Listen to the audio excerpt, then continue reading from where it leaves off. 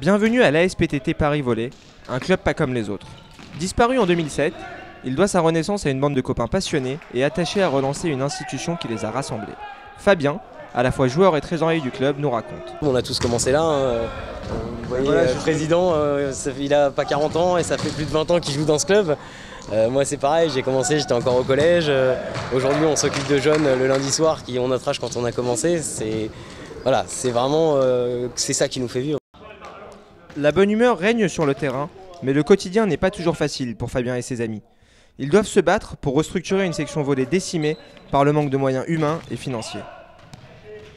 Il y a une dizaine d'années, la Poste s'est complètement désengagée de la SPTT.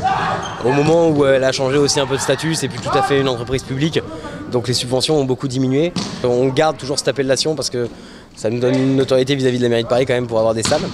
Ça fait aussi que c'était connu parce qu'il y a une quinzaine d'années, la SPTT au niveau volley c'était très coté.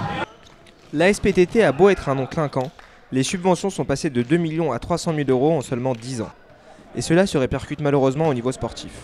Par manque de moyens, l'équipe masculine a dû repartir en bas de l'échelle au niveau départemental. Mais comme nous l'explique Thomas, joueur et également entraîneur d'une équipe féminine du club, la bande d'amis n'a aucune intention de baisser les bras.